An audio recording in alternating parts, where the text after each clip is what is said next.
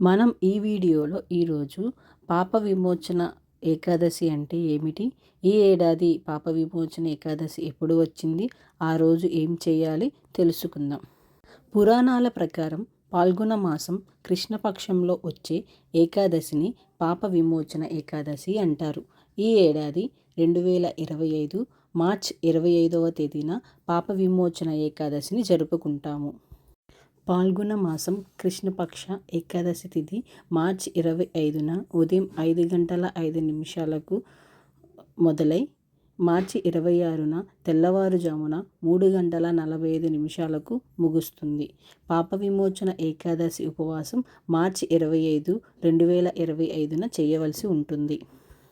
అసలు పాప విమోచన ఏకాదశి అంటే ఏమిటి, ఎందుకు జరుపుకోవాలి? కలియుగంలో మానవులు తెలుసో తెలియకో అనేక పాపాలు చేస్తారు. వీటి నుంచి విముక్తి కలగడానికి దేవాలయాలను సందర్శించడం, ధర్మాలు చేయడం, పుణ్యనదుల్లో స్నానాలు చేయడం వంటివి చేస్తుంటారు.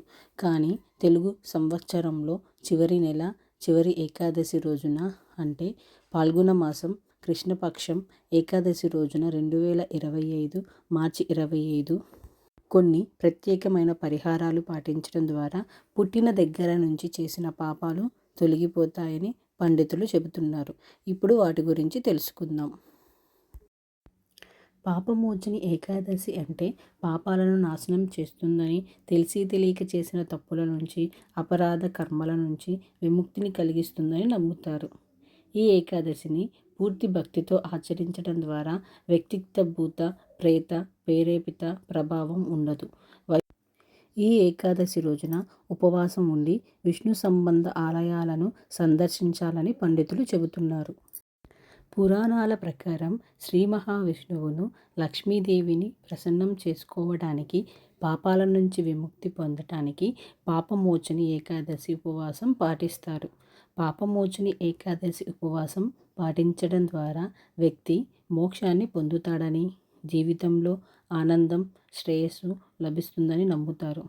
పాపమోచని ఏకాదశి రోజున ఉపవాసం ఉండి పూజ చేయడం ద్వారా కోరికలు నెరవేరుతాయని విశ్వాసం.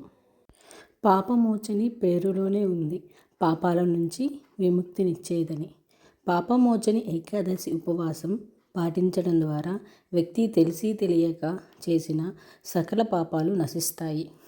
పాపమోచని ఏకాదశి రోజున ఉపవాసం ఉండటంతో పాటు లక్ష్మీనారాయణుని కూడా నిర్మల హృదయంతో పూజించాలి. దీనితో పాటు పాపమోచని ఏకాదశి ఉపవాస కథను కూడా చదవాలి లేదా వినాలి. ఇలా చేయడం వల్ల ఇంట్లో సిరి సంపదలు, శ్రేయస్సు ఎల్లప్పుడూ ఉంటాయని నమ్మకం. పాపమోచని ఏకాదశి భక్తుడిని పాపాల నుండి విముక్తి చేసి అతనికి మోక్ష మార్గాన్ని తెరుస్తుంది. ఈరోజు ఉపవాసం ఆచరించడం వలన జన్మజన్మల పాపాలు నశిస్తాయి. దీనితో పాటు పాపమోచని ఏకాదశి ఉపవాసం చేసి తీర్థయాత్రలను సందర్శించడం వల్ల, 1000 గోవులను దానం చేయడం వల్ల వచ్చే పుణ్యఫలం కంటే ఎక్కువ పుణ్యం పొందుతారని పండితులు చెబుతున్నారు. పాపమోచని ఏకాదశి రోజున అన్నదానం చేయడం వల్ల ఉత్తమ ఫలితాలొస్తాయని చాలామంది నమ్ముతారు. ఈరోజు పేదలకు మీ శక్తి సామర్థ్యం కొరకు ఆహారం, స్వీట్లు, పండ్లు, బట్టలు, పుస్తకాలు వంటి వాటిని దానం చేయాలి. ఇలా చేయడం వల్ల మీ ఇంట్లో ఎప్పటికీ ఆనందం, శ్రేయస్సు లభిస్తుంది. ఈరోజు శ్రీ మహావిష్ణువుని స్మరించుకొని ఆలయంలో తులసి లేదా దీపదానం చేయడం వల్ల శుభ ఫలితాలు వస్తాయని పండితులు చెబుతుంటారు. పాపమోచని ఏకాదశి రోజు పూజా విధానం. పాపమోచని ఏకాదశి రోజున తెల్లవారుజామునే నిద్రలేచి బ్రహ్మ ముహూర్తంలో స్నానం చేసి ఉపవాస దీక్షను ప్రారంభించాలి. ఆ తరువాత ఇంట్లో పూజా గదిని శుభ్రం చేసి శ్రీహరి లక్ష్మీదేవి విగ్రహాన్ని లేదా ఫోటోలను ప్రతిష్ఠించుకోవాలి. శ్రీవారి అభిషేకం చేసి లక్ష్మీదేవితో పసుపు పూలమాల సమర్పించాలి.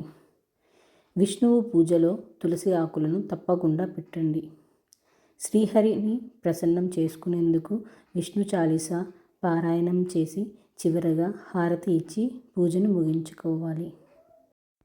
ఏకాదశి రోజున ఉపవాస దీక్షను పాటిస్తే చాలా అనారోగ్య సమస్యల నుంచి ఉపశమనం కలుగుతుంది, అనేక రోగాల నుండి విముక్తి కలుగుతుంది అని పురాణాలు చెబుతున్నాయి. పాప విమోచన ఏకాదశి వ్రతాన్ని పాటించడం వల్ల సకల పాపాలన్నీ తొలగిపోతాయని పురాణాలు చెబుతున్నాయి.